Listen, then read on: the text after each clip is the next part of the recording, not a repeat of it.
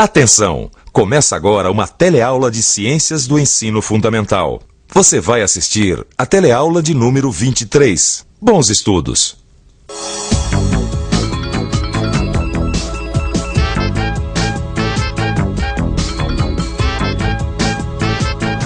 Você se lembra disso? Moro num país tropical, abençoado por Deus e bonito por natureza. Para nós que moramos num país tropical como o Brasil, é difícil imaginar a vida em lugares onde a natureza é bem mais madrasta, onde a vida é uma luta constante contra as condições do clima. Na teleaula de ciências de hoje, você vai conhecer alguns desses lugares. Você vai acompanhar 2 relatos de viagens, um para o Polo Sul, outro para o deserto do Saara. Vai conhecer a vegetação e os animais dessas regiões e verificar o esforço da vida vencendo desafios diários. A teleaula de hoje começa aqui, na Antártida. É o continente gelado onde fica o Polo Sul da Terra.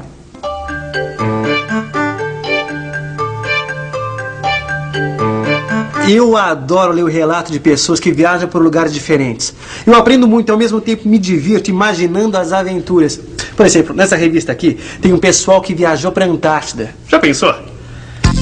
Eles pegaram 2 dias de nevoeiro e finalmente avistaram os primeiros icebergs e terras geladas.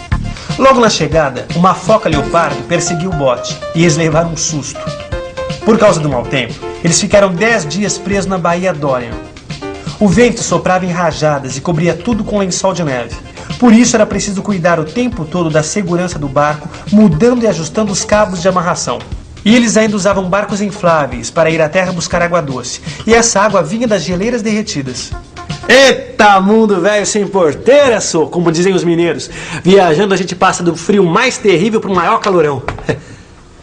Das temperaturas mais baixas para as mais altas, da Antártida para o deserto do Saara. Como será o deserto do Saara?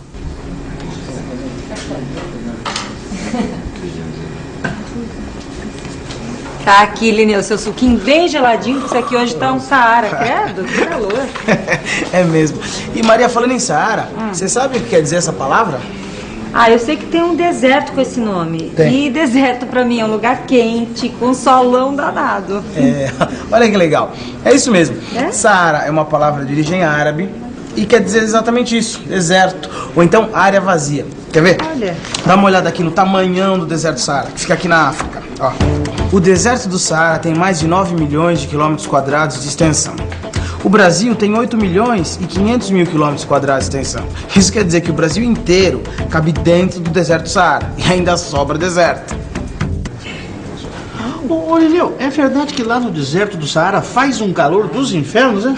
Olha, Alberto, de dia é verdade sim. Mas olha só como que um viajante que escreveu para essa revista descreveu a noite no Saara. Olha só. A noite chega lentamente no deserto do Saara. A temperatura cai rapidamente e o vento gelado começa a soprar. É hora de parar, preparar o acampamento. O dia, como todos, tinha sido de muito trabalho. Carregávamos 4 galões de 20 litros com água. A travessia no deserto sempre foi extremamente dura e longa. Ô, Lineu, eu tava aqui pensando uma coisa, sabe? Sempre que a gente vê deserto, assim, nas fotografias, nas figuras, na televisão, sempre aparece um oásis, né? Um oásis com aquele laguinho, aquela palmeira. Na verdade a ideia que a gente tem de oásis é essa mesmo, né? É o laguinho, a palmeira. Mas na realidade é muito mais que isso.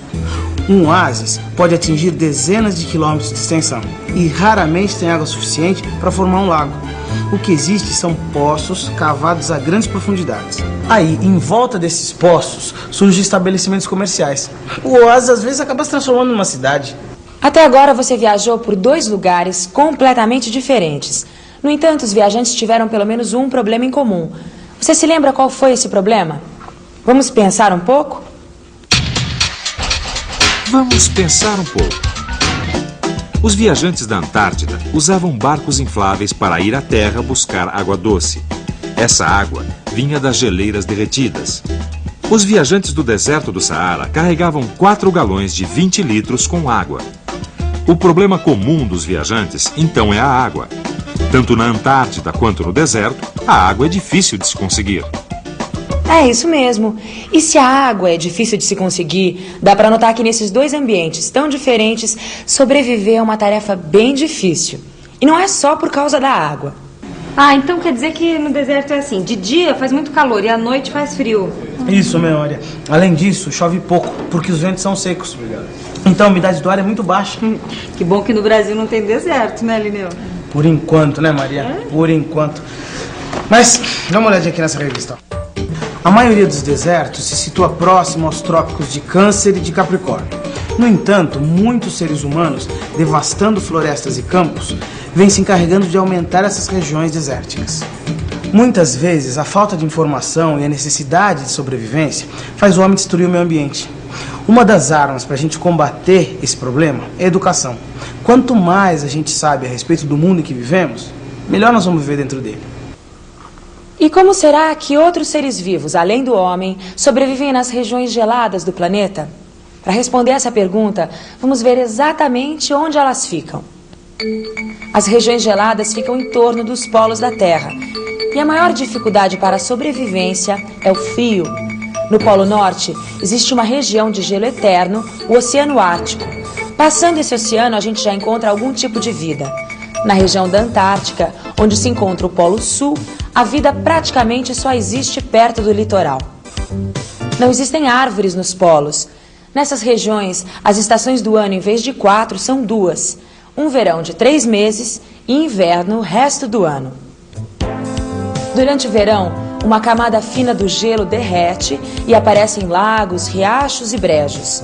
E é nesse curto intervalo de tempo que as plantinhas podem dar flores, frutos e espalharem sementes.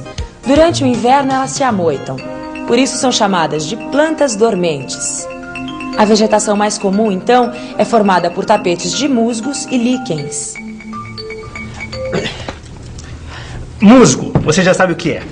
É aquela vegetaçãozinha que aparece nos lugares úmidos, como nas pedras das beiras dos rios, nos vasos. Agora, líquen, você sabe o que é? Líquens não são plantas. Cada tipo é uma associação de certos filamentos e algas microscópicas. O líquen sobrevive a temperaturas de até 20 graus Celsius negativos. O líquen suporta mais frio e seca quando ele fica dormente. Quer dizer, quando ele se recolhe debaixo do gelo para esperar o inverno passar. E as figuras que você viu do deserto, Maria? Tem plantas? Vamos pensar um pouco. Sempre que a gente pensa em deserto, imagina poucas plantas muito espalhadas, uma grande extensão de areia e aqui e ali um cacto. Aliás, os cactos do deserto são parecidos com os cactos da caatinga nordestina, aqueles que acumulam águas nos ramos e que os viajantes usam para matar a sede. Tá certo isso, Lineu? Os cactos são a vegetação dos desertos? Dos desertos americanos, né, Alberto? Bem entendido. Os cactos, naturalmente, eles ocorrem apenas nos desertos americanos. Mas tem outros tipos de plantas também. Nos desertos, as plantas estão muito espalhadas. Algumas duram poucas semanas por ano. Logo depois das chuvas, as sementes germinam, dão flores, frutos e morrem. Tudo isso antes da seca. Outras plantas duram o ano todo. As folhas são minúsculas ou nem existem. Algumas têm raízes longas, que procuram água nas profundidades do solo. Outras acumulam água nos ramos. Essas são os famosos cactos. Lineu, só tem planta nos desertos? E os outros seres vivos, os animais? Não, tem animais que conseguiram se adaptar à vida no deserto. Quer ver alguns? Esses animais conseguem viver no deserto. Aranhas, ratos, morcegos, aves e raposas. Quando chove no verão, e sempre chove durante pouco tempo, aparecem alguns insetos que se alimentam das plantas que também surgem nessa época. Como os lagartos e as cobras possuem uma cobertura no corpo, não ressecam no calor, mas apesar disso eles procuram sombra nas horas mais quentes. O deserto também abriga alguns tipos de aves, que se reproduzem quando o clima é mais ameno. No auge da seca, elas migram para outros climas. Lineu, você falou aí um monte de bichos, né? Mas todo filme que eu vi sobre o deserto sempre tem um camelo. Eu tô entendendo, Maria. A gente sempre gosta de verificar se a arte, quer dizer, os filmes, os livros, os desenhos, né? Se eles parecem com a realidade. E parece sim. Agora a gente vai ver os animais mais exóticos do deserto. O rato canguru se alimenta das sementes deixadas no chão pelas plantas. Quase nunca bebe água e raramente urina. As suas fezes são bem secas. O rato canguru sobrevive no deserto porque passa o dia em sua toca subterrânea. À noite ele sai para se alimentar e quando o dia esquenta para valer, ele passa sua saliva impermeável pelo corpo todo e dorme. Mas a estrela do deserto que todo mundo conhece é o camelo. O camelo aguenta longas viagens sem água. Ele é adaptado ao seu ambiente. Sua e urina muito pouco, não ofega e respira lentamente. E ainda consegue distribuir muita água no corpo em pouco tempo. Um camelo pode beber 30 litros de água em apenas 10 minutos. Você acabou de ver a adaptação dos animais do deserto. Agora vem aquela curiosidade. E os animais do gelo também se adaptam? E como se adaptam? Na Antártica, os pinguins conseguem nadar durante horas no inverno, sem morrerem congelados. Isso acontece porque, como outros animais do gelo, os pinguins têm sangue quente. São animais homeotermos. Homeotermo, adjetivo. Em zoologia, diz-se dos animais cuja temperatura interna é constante. Os animais homeotermos, ou de sangue quente, mantêm a temperatura do corpo em torno de 37 graus Celsius. Todas as aves e mamíferos são animais de sangue quente, mas o sangue quente por si só não garante a sobrevivência no frio. Nós humanos, por exemplo, se ficarmos pelados e o frio descer numa temperatura de 18 graus negativos, morreremos em poucos minutos. Já os animais das áreas geladas se adaptam de diversas maneiras. Vamos ver algumas? As focas, os leões marinhos e as baleias possuem uma camada de gordura logo abaixo do couro. Durante o inverno, sobrevivem nas águas geladas protegidos por essa gordura. O pinguim, o cão husky da Sibéria, o boi mascarado do Ártico e o urso branco polar também têm essa camada de gordura logo abaixo do couro e uma camada de penas ou pelos por cima. Por isso, ficam à vontade e ativos mesmo nas temperaturas mais frias. Os esquilos e os ursos marrons passam dias do inverno sem fazer nada, próximos uns dos outros dentro dos seus esconderijos ou tocas. Eles se alimentam da gordura acumulada no outono. E animais que não são homeotermos, como os peixes, sobrevivem nos polos porque a água do mar nunca fica totalmente congelada. Outro exemplo fantástico de adaptação são as aves do Ártico. Elas escapam do frio intenso porque fazem migração. Todos os anos, quando chega o inverno, as aves do Ártico vão para a África do Sul, para a América do Sul ou para o Havaí, onde faz mais calor. A andorinha do mar faz meia volta ao mundo. Ela chega até a Antártica, perto do Polo Sul.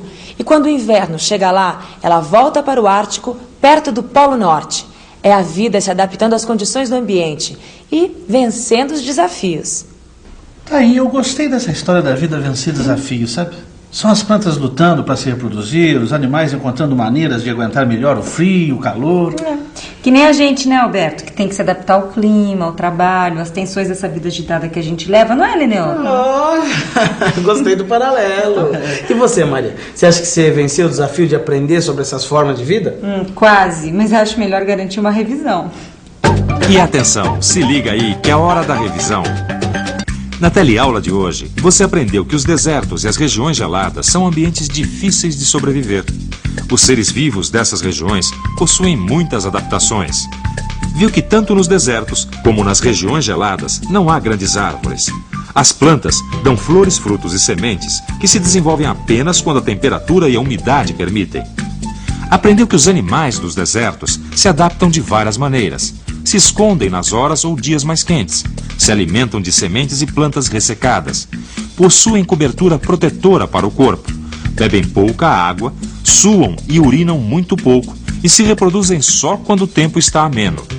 E também que mesmo os animais homeotermos, de sangue quente, possuem adaptações para viver nos polos. Penas, pelos ou uma camada de gordura embaixo do couro. E durante o inverno, repousam, hibernam ou migram. Hoje você aprendeu sobre a vida nas regiões difíceis da Terra. No seu livro de ciências, você vai encontrar maiores detalhes sobre a adaptação dos animais e dos seres vivos em geral. Porque nós, humanos, também precisamos fazer algumas adaptações. Por exemplo, no inverno, nós usamos casaco. No verão, nós usamos ventilador. Na próxima teleaula, você também vai ver algumas adaptações que precisamos fazer para sobreviver numa região difícil da Terra, as cidades.